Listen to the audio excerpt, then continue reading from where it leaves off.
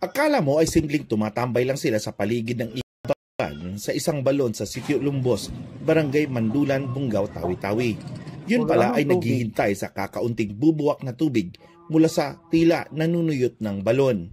Pila balde upang masidla ng konti ang mga batya para magamit sa kanilang mga pangangailangan sa pamamahay. Yun nga lang mukhang aabuti ng siyam-siyam dahil sa hina ng lumalabas na tubig mula sa maliit na bukal ng balon. Ayon sa mga residente dito, nangyayari ito kapag tagtuyot. Sa naging sitwasyon nila, sa nakaraang buwan ng Enero, halos hindi sila binisita ng mga pag-ulan. Aminado ang Municipal Disaster Risk and Reduction Office na pinaghahandaan na din nila ang epekto ng El Nino na forecast ng Pag-asa na tatama sa bansa sa taong ito. Pag walang ulan? Yan, natayan na may naulan. So, ganyan yan pag walang ulan.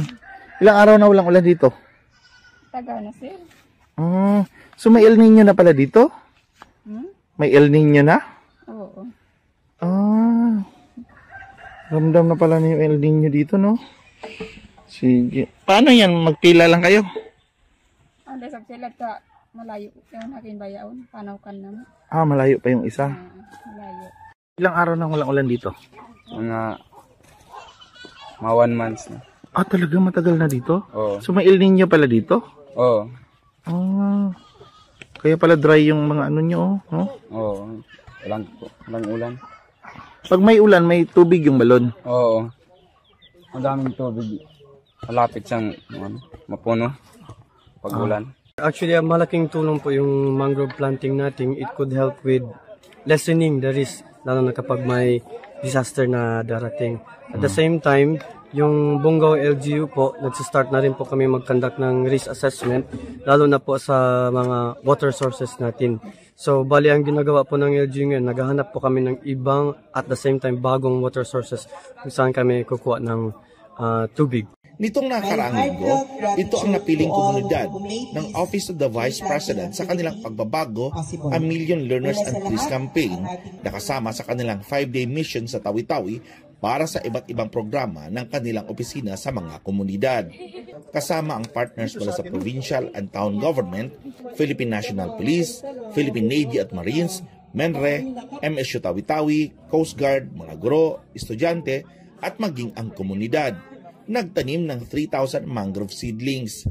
Ayon sa MDRRMO, malaking tulong ang nasabing hakbang lalo na sa epekto ng climate change at ang pagsalba sa kanila mula sa mga pananalasa ng storm surge at malalakas na mga paghangin na tumama na ilang linggo ang nakalipas. Tracking back, nung nakita ko yung mga plans and all the history, bihira ang Bungaw tinatamaan ng disaster. Kasali na rin ang province. But because of, again, climate change, dyan, kailangan natin ng magbago. Kailangan natin maging prepared, palakasan natin yung mga mitigation procedures natin. At the same time, dapat mabilis daw sa response. Which is an initiative of our Vice President Sara Z. Duterte. All of us are here reminded of our connection to our environment, to Mother Nature. Kaya po, napakahalaga ng gagawin natin ngayon dahil tayo po ay magtatanim ng ilang numbers, Senro? 3,000. Iruin nyo, 3,000 seedlings of mangroves. Apart from the essence of the trees to our health and well-being, ang ating pagtatanim po ay Dunya Akira. Bakit po siya Dunya Akira? Sabi po ni Pedro kanina, it's a charity, di ba? Continuing siya. Kahit nawala na tayo, magbe-benefit ang next generation. Ishmael Mangsali, we would like to extend our heartfelt thank you to the Office of the Vice President and to you, ma'am, for visiting Tawi-Tawi and for choosing Tawi-Tawi to be one of the beneficiaries of this beneficial event. Ang Pagbabago Million Learners Campaign ay layo na makapagtanim ang OVP ng 1 million trees sa iba't ibang panig ng bansa bilang pagpapalakas sa environmental sustainability. Ayon naman sa mga residente sa Sitio Lumbos, sa ngayon ay kumukuha sila ng maiinom na tubig na may kalayuan sa isang magubat na lugar kung saan ilang minuto pa nilang nilalakad. Magiging kaakibat din daw sila sa mas malawakang pagsulong ng pagtatanim ng mga punong kahoy, bukod pa sa bakawan upang makatulong sa kanilang problema sa water source supply sa kanilang isla.